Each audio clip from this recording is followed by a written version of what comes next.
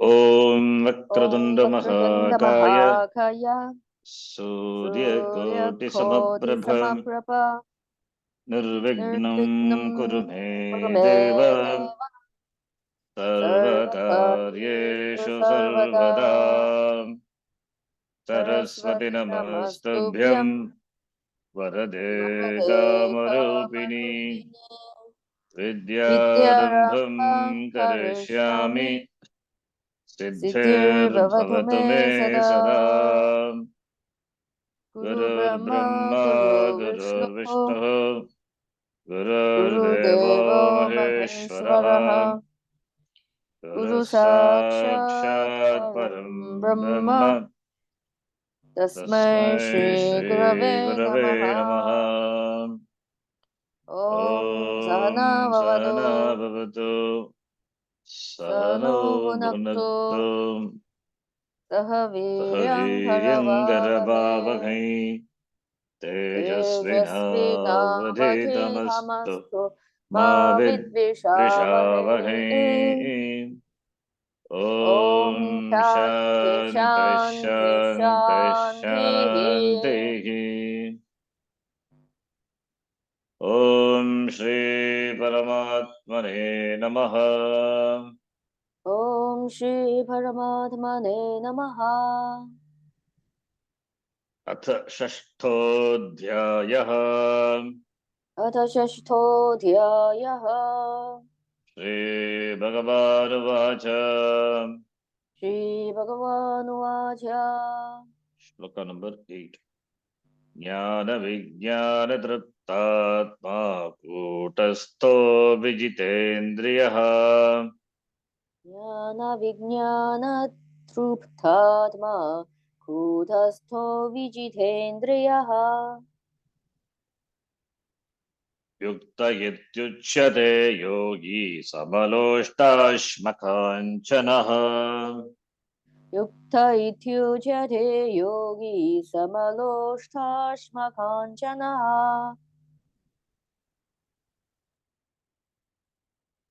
Triptatma Triptaha Jnana Vijnana Jnana Triptaha Atma Jnana Triptaha Atmanyeva Santushtaha Atma Santushtaha Kutasthaha Vijitendriyaha Saha Yuktaha iti Uchyate Yogi Saha Yogi.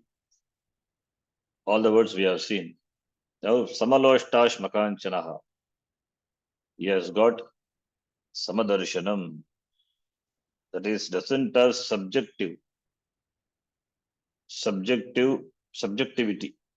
with regard to Loshta, Ashma, Kanchana. Loshta is a lump of earth, clod of earth. Ashma is stone, Kanchana is gold.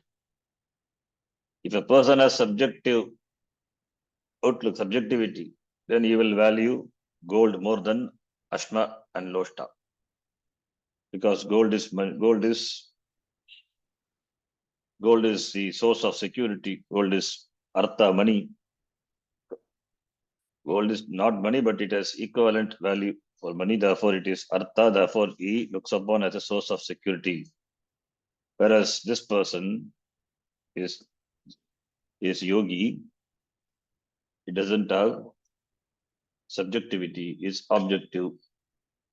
He looks upon a loshta, a cloud of earth, as earth. Ashma as Ashma. Kanchana as Kanchana. There is no taratamya with regard to this in terms of security. None of this can be a source of security for him because he finds secure in Atma, that is himself. I am secure. Only when there is a notion I am insecure, then only there is a seeking of security from Kanchana, money, Artha. Now I am secure. As Atma Aham, I am secure. So everything is subject to change. Everything is subject to continuous change. It is in a state of flux. But Atma, self alone remains changeless. Kutastaha, that self is, Atma is me. I am the only one who is secure. Everything else is changing. That everything which changes cannot be the source of my security. Therefore, that which doesn't change, Kutastaha, that is myself, that alone is secure. So I am the source of security. Mind, what about mind? Mind is always changing. Thoughts arises, goes away, and again new thoughts rises. Mind is in a constant state of flux. Therefore, it is changing. My thoughts are always changing. Objects of thought are always changing. So no thought is permanent. That is what the mind is. If a thought is permanent, then it's a problem. Then no other knowledge can take place. A thought has to rise and go. In the place, other thought has to come. Then only a new knowledge can take place. The mind is like that. It should change. So because it changes, therefore it cannot be the source of security. Because it is bound, whatever changes, it is time bound. It is time bound means it is anitya. It is not nitya. Agama payinaha, as we are saying, matra sparsha sukonte yashitosha sukha dukkadaha. Agama payinaha, they come and go, they arise and depart. They come and go. It has a beginning and an end. Therefore, the only thing that remains untouched, that remains unchanged, that comes out unscathed in all of this, even in terms of time, remains unscathed, not subject to time. That is I, the self, Atma. If this knowledge, the knowledge of this I, Atma is clear, then if you have this vision of yourself as secure, then you are a free person. You are free. Otherwise, you are bound. So therefore, you are a jnana vijnana triptatma. Is triptaha is with himself, not with the artha, not with kama. The tripta is with himself, the atma is ever secure, ever free. Therefore, triptaha, atmaneva atmana santushtaha. You are the one who requires nothing to be free. So therefore, to be free, nothing is required because it is the nature of you, swarupa of you, you are free. You simply look out and see the world as it is. The world that you see is simple world because you don't project all your nonsense onto it. Projecting all the nonsense is what is called adhyasa. Jnana adhyasa, artha adhyasa. No adhyasa. Adhyasa because of avidya. Avidya not there, therefore adhyasa also not there. There is no more superimposition, no adhyasa. The world remains as it is. Jagat remains as it is. It's neither a source of security nor a source of insecurity. You are secure, free person. Why does this freedom seem difficult to gain then?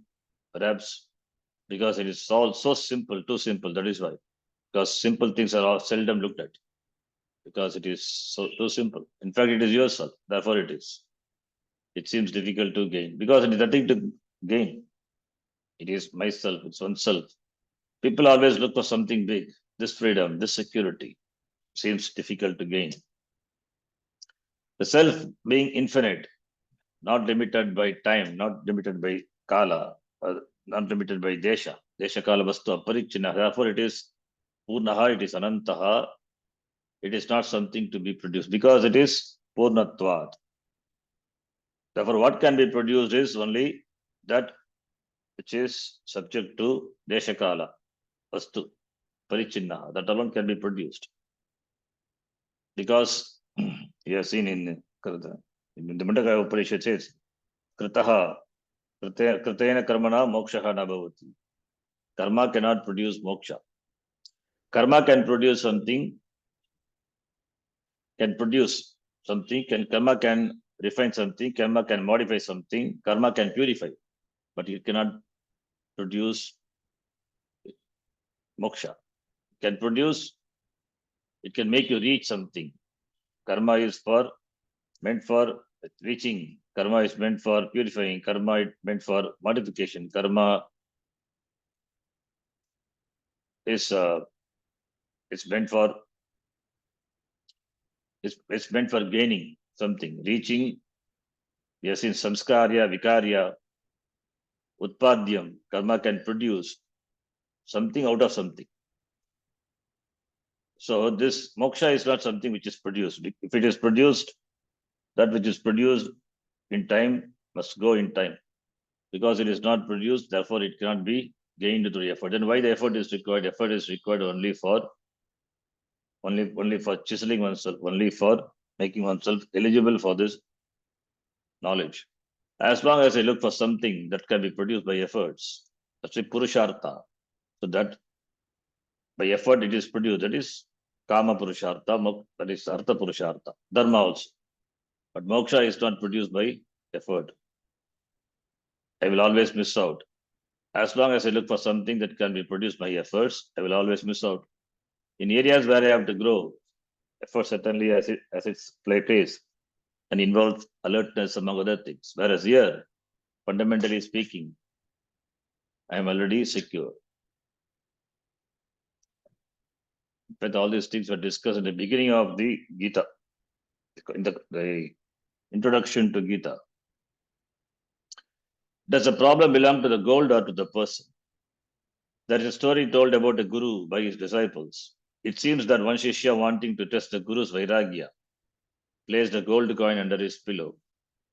I think Swamiji is hinting at the story of Sri Ramakrishna Paramahamsa. So there's a story. Vivekananda, the disciple wanted to test the vairagya of Ramakrishna, therefore he placed a coin under his pillow.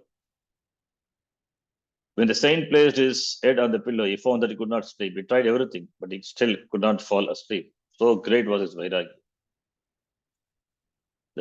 The Shishya who was watching all this realized his mistake and prostrating to the Guru, admitted what he had done. Then he removed the gold coin and the Guru fell asleep. On hearing the story, one can question, but the story is this, but we have to understand the meaning of the story. But yes, somebody's interpretation will be different for this story.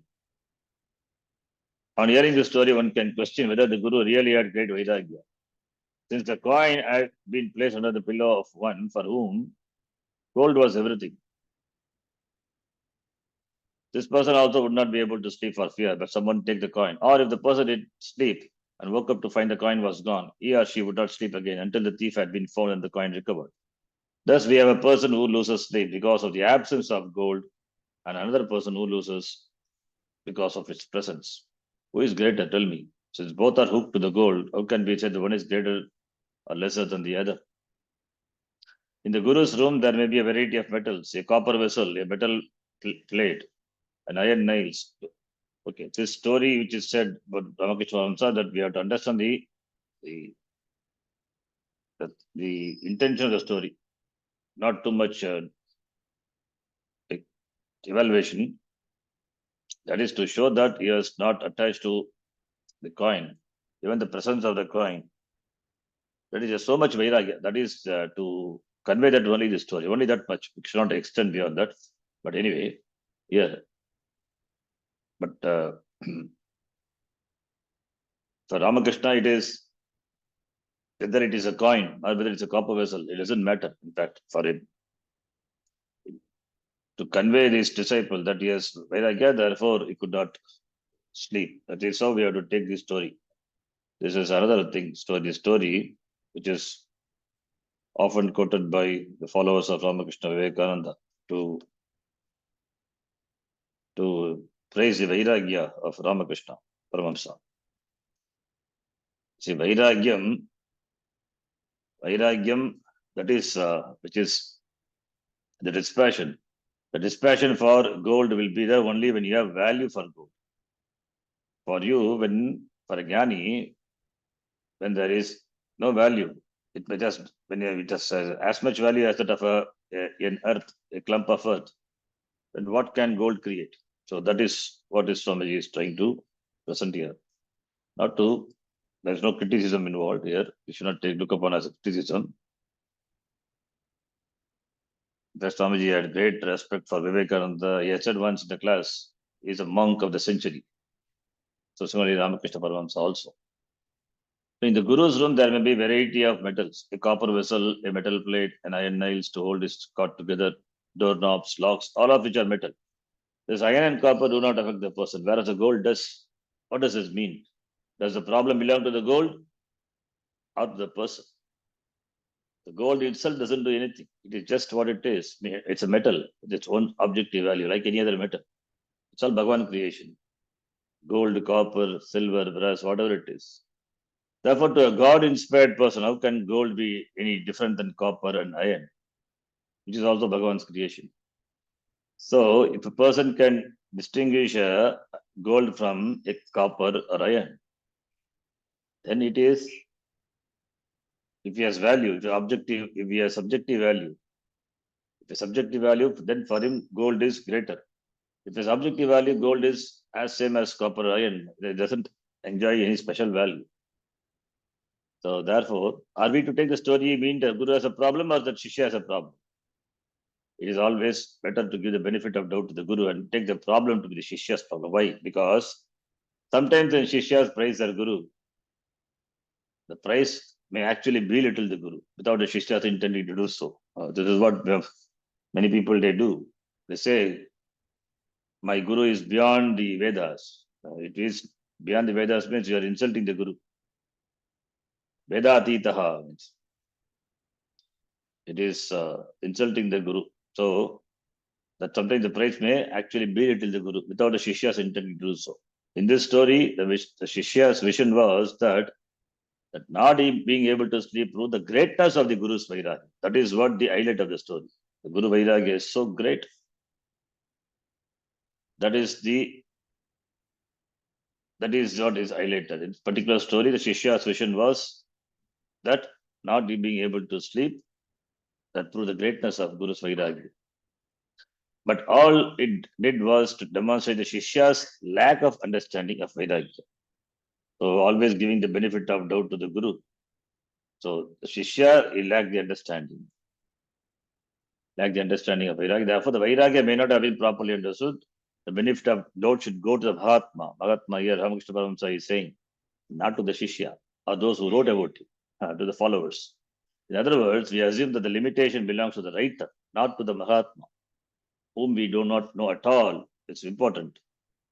Who can really know a Mahatma? Who can really understand Ramakrishna Paramahamsa? The story this comes in the life of Ramakrishna Paramahamsa. Therefore, it is about the people who wrote. The problem with the people who wrote, or problem with the people who try to understand their Guru through this such test story. Doesn't belong to Mahatma at all, whom we do not know at all. So if the person was a Mahatma, he would not have slept over a piece of gold, because as a Mahatma, the person is, he would not have lost sleep, because for him, he would not have lost sleep over a piece of gold, because as a Mahatma is Samaloshta whether gold or Loshta Ashma, it is same, doesn't enjoy special value. Whether the object is Loshta, a lump of earth, or Ashma, a rock, or Kanchana, gold, the person's vision is each object is the same in the sense that one's security doesn't lie outside of oneself. So the story also, we should know how to present this, how to up to where we can stretch the story, understand. So here you can see Swamiji gives the benefit of doubt to the Mahatma, Ramakrishna Paramahamsa. So therefore, it is the Shishya is interested in wanting know the Vairagya of the Guru. So therefore, the story demonstrates the Vairagya of the Guru. That's how we have to take it. That is, he's not attached to gold. Yes, tremendous dispassion for gold. He's not, even he could not sleep because the gold coin was present. That much is only the highlight. But he knows, as Mahatma Paramahamsa is, he knows a gold or a cloud of earth or Ashma doesn't have any value. In fact, in his story, in his life, there are stories. He took one in one hand the earth, other hand the coin, both he dropped into Ganga, saying both are equal. Anyway, therefore here, gold presents all desirable objects, including relationships. This applies not only to gold, but to everything. The gold, the Kanchana, is simply an Upalakshana. By gold, we can stretch that to Upalakshana, means it's only a instance, it stands for, it can be extended to other categories also, meaning that it stands for everything else of the same category. It even stands for the notion that God is there and will protect me. That also. If God is there means he has a locus. He's sitting in heaven or he's sitting in some place, some loka, Vaikunta or Kailasha. That if he's located in a place, he's also insecure. That because he's subject to a place, a limitation. The God cannot be all pervading, he cannot be all powerful, omniscient, omnipotent. He's subject to limitation. The limited God cannot protect me, the limited one. Since God alone is there, where is the question of him protecting? He will protect himself, which is myself. So therefore, the security of one who is Samaloshtash Makanchana doesn't depend on anything. To everything, whether it is a lump of earth, a rock, or a piece of gold, the person's response equally. Samadrishti, meaning indifferently. Everything is same. Yes, equal value for all. Since no one has made any response towards a rock or a clump of earth, why are they brought in here? Just simply to show that wise person's attitude toward gold is same as his or attitude towards a pebble or a clump of earth. The same thing was presented in the story also, Ramakrishna Paramahamsa story also. Wise person attitude towards gold, but it is little stretched because gold is which is highly valued. That itself becomes a cause for restlessness. That which has so much vairagya. That is the idea. So just as a clump of earth or pebble doesn't enhance a person's security, neither does a gold. Generally, gold imbues people with a false sense of security. But in fact, an insecure person doesn't become secure because of gold. Insecure person continues to be insecure only, in spite of gold. In spite of gold means gold cannot, gold which is generally understood to be the source of security, cannot be the source of security because it doesn't have security in itself. It is a person in the eyes of the person who looks upon as security. He superimposes. That's called adhyasa, superimposes. Like the sarpa is superimposed on Rajju. Similarly, the security is superimposed on this gold. Shobhana adhyasa, it is called. It's called Shobhana adhyasa, seeing value in something. In the past, the value of gold was purely in terms of its usefulness and ornaments. Now, however, it is used in many ways, even in electronics, it has a bullion value as well. Currency, on the other hand, loses its value, its buying power due to inflation, whereas the gold retains its values. Therefore, people have a love for gold and retain their money in the form of gold. Gold has both intrinsic value and a certain man-made value in it that does give you a sense of security. This sense of security is false because if it is really secure, it should make you secure, but doesn't make you secure. Therefore, this is only a notional security. That is why it is false. Shobhana adhyasa. Atasmin tad buddhihi. That which doesn't have security, you look upon as secure. So therefore, the insecure person doesn't become secure just because he or she has some bars or bricks of gold. Because the insecure person are always insecure. To have bricks of gold simply means you're attracting thieves. You're insecure. So to secure the gold, you need again securities. So therefore, you are attracting thieves and all those other people who would never visit you otherwise. The point being made is that one commonly looks upon gold as providing a sense of security, whereas a wise person looks to oneself, himself alone for security. In fact, the wise person is the only person, secure person on earth, is the only secure person, sane person on earth who doesn't run after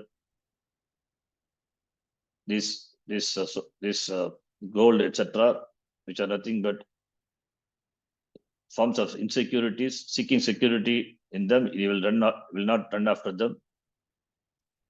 Therefore, is the only secure person because he doesn't require gold or anything else in the world to be secure in order to be secure. Because he understands the fact that they are the source, in fact, source of insecurity. We are not secure. Having described the wise person's attitude towards all objects in the world, Bhagavan then goes on the next shloka to describe the person attitudes toward different types of people. So, Samaloshta Shmakanchana with regard to things, the objects. Now, with regard to the people. So, with regard to the people, things and beings, with regard to the people, what darshanam, what vision? Yes, that is said in the next shloka. We have to read the shloka, the line completely. First line is a compound. Suhrin mitrar yudasina madhyastadvesha bandhushu. सुहृन् मित्रार्युदासीना द्वेषबन्धुषु Sadushvapi cha papeshu samabuddhirvishishyate. साधुष्वभिषभावेषु समबुद्धिर्विशिष्यते Sukrut mitra ari udasina madhyastha dvesha bandhushu. Sukrut mitra udasina madhyastha dvesha bandhushu. Sukrut is well-wisher. Mitra friend. Hari is enemy. Udasina, a neutral person. Madhyastha. Madhyastha, it is arbitrator. And Dvesha, one who doesn't like, who is deserving of dislike. One you Dvesha, towards whom you have Dvesha, you don't like, you have hatred. Bandhushu, relative. And Sadhushu also. Even with regard to sadhus, good people. Papeshu, even to the papis. Samabuddhihi, one who has Samatta Buddhihi, Samabuddhihi, one whose vision is same. Saha Vishishyate. It means doesn't distinguish them. It means doesn't distinguish means not that he has problem not to see the differences. In spite of the differences, he doesn't see the difference. That is the meaning. Vidyavane Sampane Brahmane Hriyastini Shunischaiva Shapake Cha Panditaha Samadarishanaha. That Samadarishanam, that is out of Jnanam. So he doesn't see the person as such, but he sees everything as Brahma, Ishvaraha iti. The compound that forms the first line of this shloka is so long that Shankara Bhagavad thinks it necessary to confirm that it was one word, Samastapadam, compound. The compound is a long one. First line is a one word. First line is one word line. The line consists of one word, it's a compound. Sugrut Mitra Ari Udasina Dveshabandhushu describes various types of people. There are also other two kinds of this people described. The shloka second line, Sadhushu, Papishu, good people and the papis. With reference, all are in Saptami Bhakti, therefore with reference to the regard to them, She Saptami. Sadhushvapi cha papeshu, the wise person's attitude is, vision is Samabuddhihi, attitude, therefore Buddhihi. Buddhi is Samaha equal. Is a Samabuddhaha, Samadarshinaha.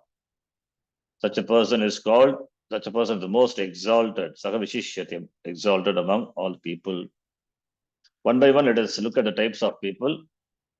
Then what is Samabuddhiki, that we will see. So Bhagavan mentions each type of people and Bhagavan Shankaracharya's definition of them. Sugrat and Mitra. What is the difference? Sugrat, Mitra is friend. Sugrat, according to Bhagavad Pada's definition, a Sugrat is a benefactor who extends a helping hand without expecting anything in return. That is called Sugrat. Suhrit. Pratyupakara manapekshya eva upakarta Sugrit. Without expecting anything, the one who helps is called Sugrit. Suhrit. He has got kind heart, compassionate. Generally, help is extended out of friendship or because some return is expected. But the person who is Sugrit helps without expecting anything, any help in return. It's a very rare person indeed. This type of person, it's the Sugrit. Next type of person is Mitra, a friendly person with whom you share a certain bonding, understanding, friendship. Mitra. Ari is it's a vowel.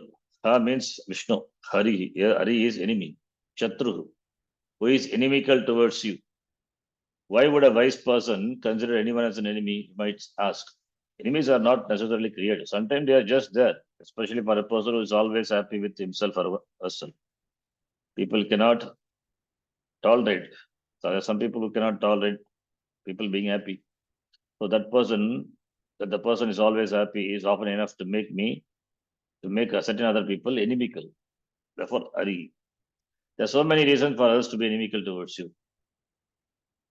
That you have a longer nose and another person wants to have similar nose can be reason enough. The other person may have flat nose, and according to that, you have a good nose. Therefore, he or she may become inimical towards you without having done anything to the person. The enemy is enemy, mentally created enemy. Therefore, an enemy is possible in the society even for a wise person. Wise person may not appreciate enmity, but there may be enemy. There may be enemies who tend to do harm to the wise person. Some people may become inimical towards a wise person because of their own beliefs. They may think that the person teaching Vedanta, for example, is Satan himself, simply because he or she is saying everything is Brahma. Such people may become very hostile towards a wise person and therefore described here as enemies. So the wise person doesn't have inimical attitude, but whereas other people, they treat wise person as enemy, therefore enemy. Then Udasina and Madhyastha. Udasina is with whom you have a nodding acquaintance. Udasinaha. This is the person you often see at the bus stop or the gas station every time you go for gas or in the elevator every other day. You simply nod to each other and go about your business. Another type of person is Madhyastha, arbitrator, the one who arbitrates. If the two persons are fighting, the person previously mentioned, Udasina, remains neutral, joins neither side, whereas this person watches at the most, may thank the other two who are fighting for the thrill he or she got from watching the fight. Whereas the Madhyastha is an arbitrator, the one who is arbitrated in each of the contenders. Therefore, whatever the Madhyastha says is acceptable to both of them. That's a Madhyastha. Madhya Tishtati doesn't take sides. He listens to both the sides and then give a solution or a judgment. So arbitrator. An arbitrator is always appointed based on the confidence that both the people have about the person's ability to arbitrate objective and not take sides. That's why arbitrator, Madhyastha. Switzerland, for example, often plays this role in world affairs. When there is a conflict between two countries that has resulted in the closing of one or both embassies, Switzerland is sometimes asked to take over as an arbitrator because it is one country that remains totally neutral. So Madhyastha, neutral. That the Swiss have gained considerably in terms of certain monetary benefits from its neutral status is a result of having lived smartly in this way. The Madhyastha is one who doesn't join any group or either side of a conflict. The person can be neutral, Udasina, or desirous of the happiness, Hitasi. If you are Hitasi, you try to bring about understanding between people so that everyone can be happy, and the person who does is an arbitrator, a mediator. Madhyastha, the literal meaning of for which is one who is in between. Madhya tishtati iti madhyastaha. Who is in between? People are the society. These types of people mentioned are people we find in every society. There is no society, in fact, there are only people. Society, what is society? Society is nothing but samugha, jana samugha. Society, it's not an entity unto itself. It's made up of people, all of whom are referred to in the shloka. So, therefore, they refer to the people. Any society includes all these types of people. And whenever there is a dispute or fight between the people, there are both enemies, friends, and enemies. Arbitrators, Udasina. There are also those who want to bring about understanding, and others who simply stand by and watch. Udasinaha, therefore, Madhyastaha iti. Then Dveshya and Bandhu. Dveshya is one who has hatred. Hatred. Another type of person mentioned in this long compound is a Dveshya, one who deserves to be disliked. Even though Jnani doesn't dislike, but the society is considered to be deserving. Is considered deserving to be is deserving. It deserves to be disliked because of his or her actions or behavior. The dvesha is someone who is not at all likable according to you because of what the person is or did. Such a person therefore becomes eligible for your dislike, dvesha. Even though Jnani doesn't have such attitude, but in the society, the person may look upon as dvesha, someone who is not likable. So, similarly, there are one's relatives, bandhus. Bandhu is relative. Who are all the relatives? All the parents, the siblings, father, mother, brother, sister, uncle, aunt, etc. The people whose opinions really affect you, who you are surrounded by them, because you want them to have a good opinion of you, therefore they can control and manipulate you emotionally and psychologically. Therefore, bandhushu. Finally, sadhus and papaha, papis. Sadhushu, papeshu. Bhagavan then mentioned two more types of people, sadhu and papa. Contrast, sadhu is good people. Papa is opposite of them. Papinaha, papanaha. The person who follows very closely what is enjoined in Dharma Shastra, it's called a sadhu here. Sadhu is good person, he is a dharmikaha, follows what the Shastra says. One who doesn't follow the injunction of the Shastra, in fact, does quite opposite to what the Shastra says. Pratishidha karma he does, it's called a papi. Therefore, the sadhu is found in every society. He or she is a person who follows what is right and avoids what is wrong. Similarly, papis are also found. The opposite side of the person also found in the society, every society. We have Rama and we have Ravana also. Those who always transgress the norms laid down by the Shastra, that is Dharma. The norms laid down by the Shastra, the Dharma, those who transgress, they are papis. What is not to be done, they do. What is not to be done according to the Shastra and society is done by them, and what is to be done, they don't do.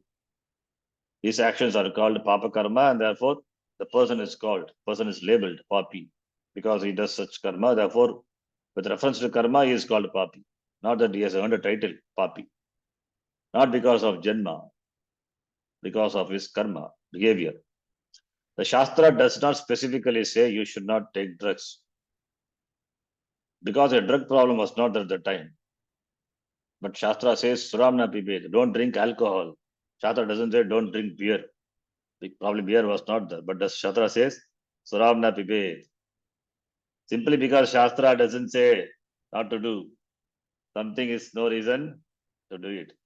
If you say you don't take alcohol because the Shastra specifically says it is not to be taken, but you do take heroin, you should not think you're not conforming to the Shastra.